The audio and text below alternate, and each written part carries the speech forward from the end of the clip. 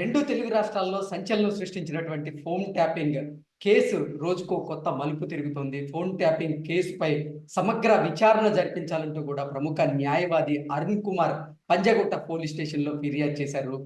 Phone tapping కేసులో ప్రధాన నిందితుడిగా తెలంగాణ మాజీ ముఖ్యమంత్రి కేసీఆర్ గారు ఉన్నారని, ఆయన్ని A1గా చేర్చి దర్యాప్తు చేయాలంటూ కూడా అరుణ్ కుమార్ గారు కోరుతున్న నేపథ్యంలో ఈ అంశానికి సంబంధించి మరిన్ని విషయాలను మనకు చెప్పేందుకు ప్రముఖ న్యాయవాది అరుణ్ కుమార్ గారు మనతో ఉన్నారు.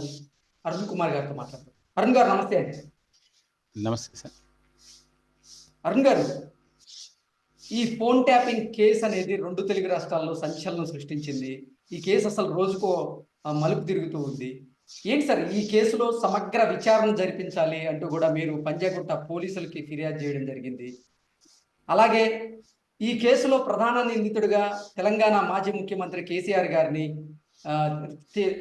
గారని ఆయన్ని A1గా చేర్చాలంటూ కూడా మీరు కోరుతూ ఉన్నారు. ఏంటి కారణం ఏంటి సార్ అసలు? సార్, మనకు అందరికీ తెలుసు, ఇప్పుడు సైబర్ క్రైమ్స్లో ఎక్కువగా బ్యాంకింగ్ ఇష్యూస్లో జరుగుతూ ఉంటాయి.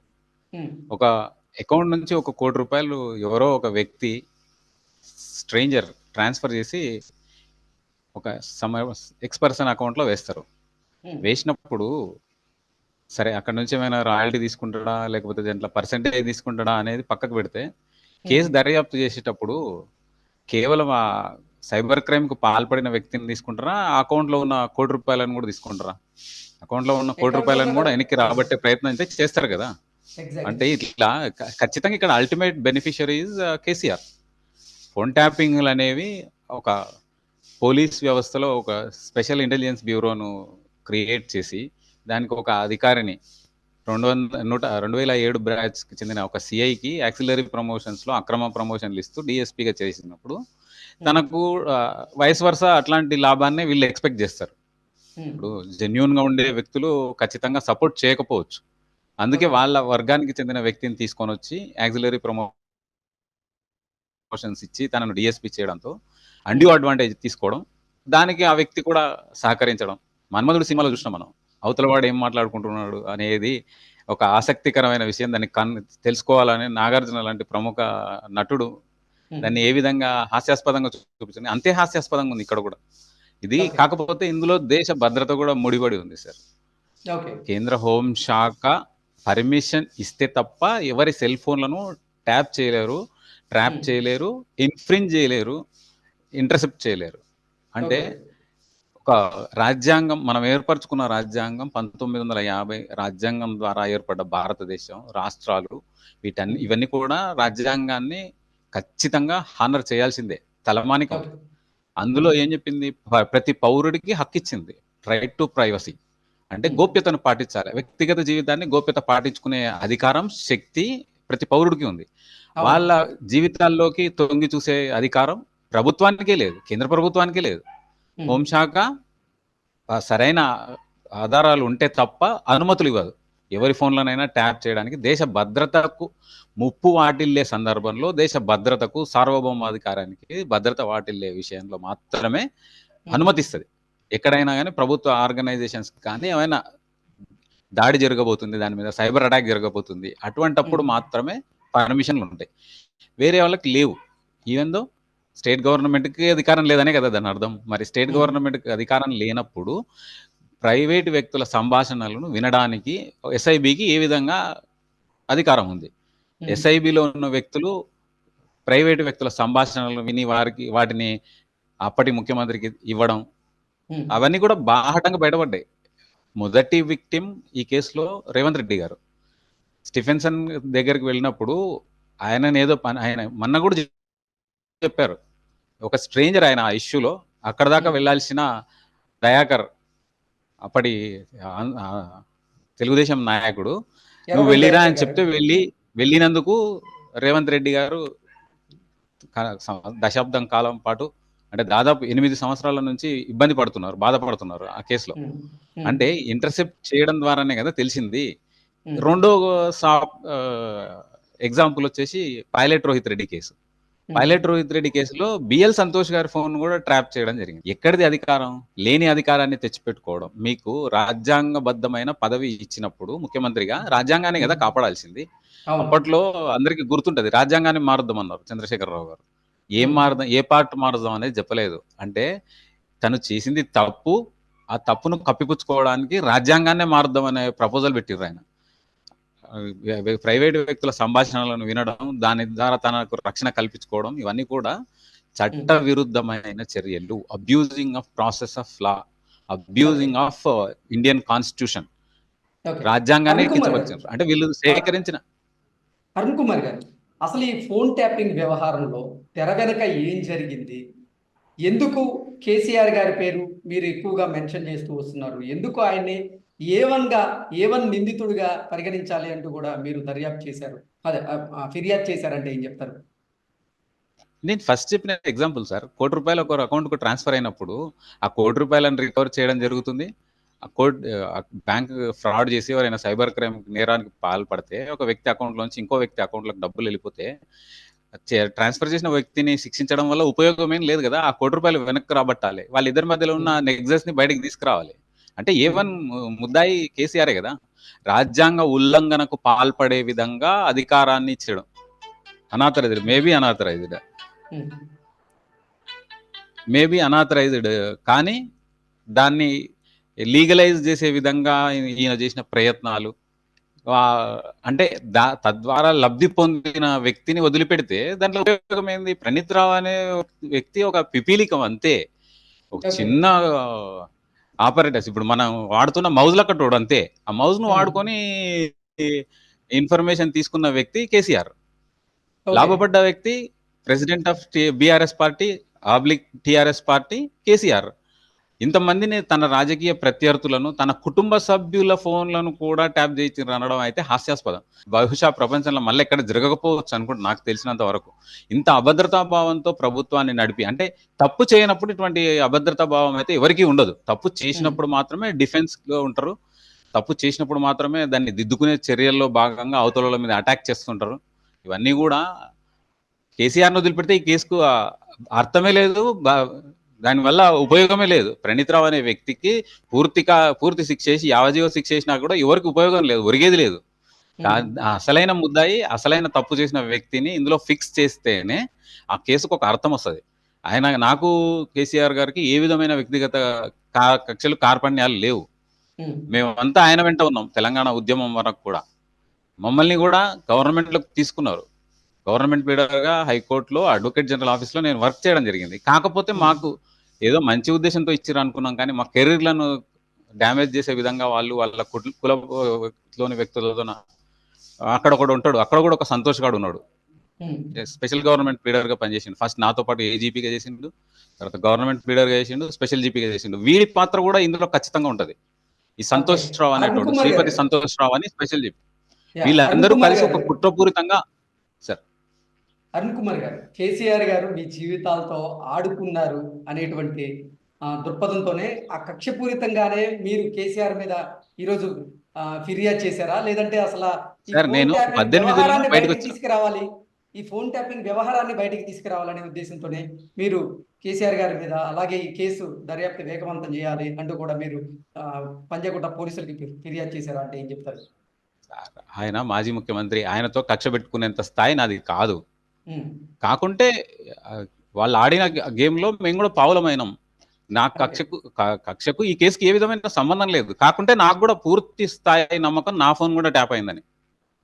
ఓకే. నా ఫోన్ గూడా ట్యాప్ జేసి ఉంటారని జెప్పేసి. అంటే లక్షల మీరు కూడా మంది ఒక ఫోన్‌లను బాధితులే ట్యాప్ అయితే. జేసిండ్రండి. మీరు ఆశ్చర్యపోతున్నారు గానీ, లక్షల మంది ఫోన్‌లను ట్యాప్ జేసిండ్రు. వాళ్ళ కర్మ, వాళ్ళ దరిద్రం, వాళ్ళ భావ దరిద్రం ఏందంటే, లక్షల మంది ఫోన్‌లను ట్యాప్ జేస్తే, అవసరమైన ఫోన్‌లని వినే సమయం ఎక్కడుంటది? ఏదైతే ప్రక్రియను వాళ్ళు ఉపయోగించుకున్నారో, అదే ప్రక్రియ ద్వారా వాళ్ళు నాశనం అయిపోయారు. అధికారం నుంచి బయటికెళ్ళిపోయిండ్రు. ఓకే. అంటే 100% అంటే ఫోన్ ట్యాపింగ్ అనుమానం వ్యవహారంలో అనేది మీరు ఒక కూడా ఒక స్థాయిలో ఉంటే బాధితులే. డెఫినెట్‌గా. డెఫినెట్‌గా మేమేం మాట్లాడుకుంటున్నాము, మేమేం జేస్తున్నాము అనేది గూడా ఇంటర్సెప్ట్ చేయడానికి మమ్మల్ని ఈ సంతోష్ అనే వ్యక్తి, స్పెషల్ గవర్నమెంట్ లీడర్ సంతోష్ అనే వ్యక్తి గ రీసెంట్ పాస్ట్ మీరు జూసిర్రు, హైకోర్ట్‌లో ఒక సంఘటన జరిగింది. ఒక హ్మ్. అమ్మాయితో అబ్యూజివ్ వీడియోను బయటికొచ్చింది గూడా మీకు తెలిసుంటది. అది అవును. కూడా ఈ వ్యక్తులే ఇంటర్సెప్ట్ చేసి తీసిన వీడియోస్ అవన్నీ కూడా. అది ఆ రోజు జరిగితే రెండో రోజు వచ్చింది గాదు. హైకోర్ట్‌కు ఫిర్యాదు జేయలేదు. ప్రభుత్వానికి గూడా ఫిర్యాదు జేయలేదు. అంటే వ్యక్తిగతంగా వాళ్ళను అసాసినేట్ చేసే క్రమంలో ఇటువంటి పనులు వీళ్ళు చేస్తూ ఉంటారు. ఇవన్నీ కూడా ఖచ్చితంగా ఎక్కడో ఒక దగ్గర ఖండించాలి, తుదముట్టించాలి. లేకుంటే ఇది కంటిన్యూ అవుతుంది. ఇట్లాంటి తప్పులు చేసే వ్యక్తులకు శిక్షలు పడితే తప్ప, మన ఉమ్, శిక్షా స్ఫూర్తి కూడా అదే. ఉమ్, ఖచ్చితంగా శిక్షించాలని కాదు. ఆ శిక్ష వల్ల మార్పిడి, పరివర్తన వచ్చి భవిష్యత్తులో ఇంకెవరు చేయకుండా ఉండాలని శిక్షలు విధించేది. ఆ శిక్ష విధించడం వల్ల కన్నుకు కన్ను, రక్తానికి రక్తం, గాయానికి గాయం సిద్ధాంతం మన స్ఫూర్తి కానే కాదు. రాజ్యాంగ స్ఫూర్తి కాదు. భారత శిక్షా స్ఫూర్తి కూడా కాదు. అట్లాంటప్పుడు మాజీ ముఖ్యమంత్రిని పక్కకు పెట్టి ఒక ఉమ్, పిపీలి కానీ ఒక పనికిమాలిన ఆఫీసర్‌ను అంటే తనకు అసైన్ చేసిన వర్క్ కంటే మించి చేసి ఎవరి శబాషీ కొరకో వేరే వ్యక్తుల సంభాషణలను ఇంటర్సెప్ట్ చేసిన వ్యక్తి ఒక పిపీలి ఖాన్ కంటే నీచమైన మనస్తత్వం కలిగిన వ్యక్తే. వాడిని ఉమ్. శిక్షించడం వల్ల ఎవరికి వచ్చేది ఒరిగేది కూడా ఏమీ లేదు. కాకపోతే దీని వెనకాల ఉన్న పరమార్థం, దీని వెనకాల ఉన్న అసలైన వ్యక్తి, ఇవి దేశద్రోహ నేరం. ఇది breach of constitution. Right of okay. ప్రైవసీని దెబ్బతీయడం అనేది బ్రీచ్ ఆఫ్ కాన్స్టిట్యూషన్.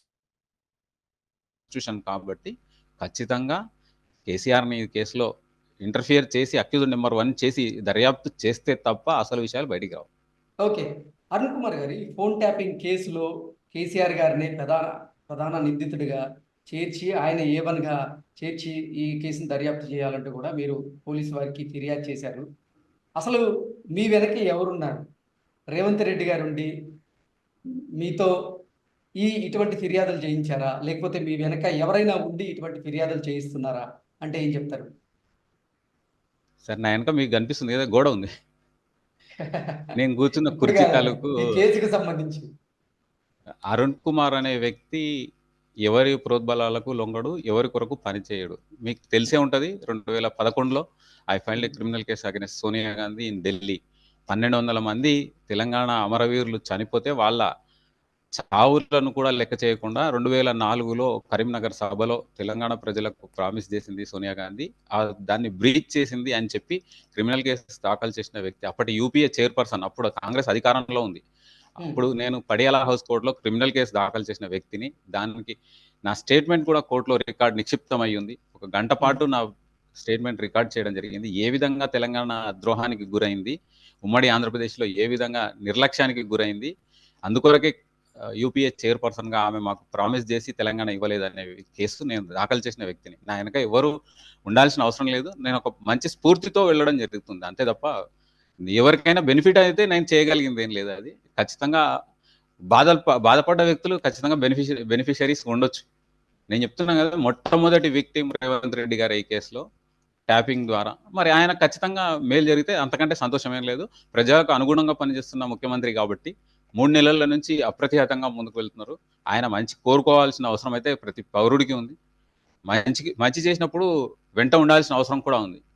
అంటే రేవంత్ రెడ్డి గారి కోసమే మీరు ఈ ఫిర్యాదు చేశారా మరి? ఖచ్చితంగా అట్లే అనుకోవచ్చు.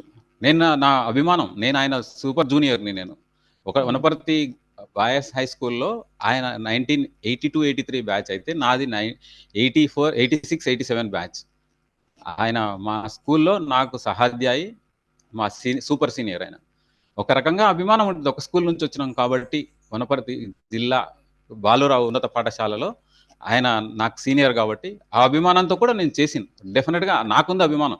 ఆయనతో నాకు లింక్ లేదు. ఆయన ఫోన్ నెంబర్ కూడా నాకు లేదు. నాతో లేదు. ఓకే. అరుణ్ గారు, ఇందాక మీరు అన్నారు ఓటుకు నోటు కేసులో అసలు ఆ రోజు రేవంత్ రెడ్డి గారు కాదు వెళ్ళాల్సింది, ఎర్రబల్లి దయాకర్ గారు.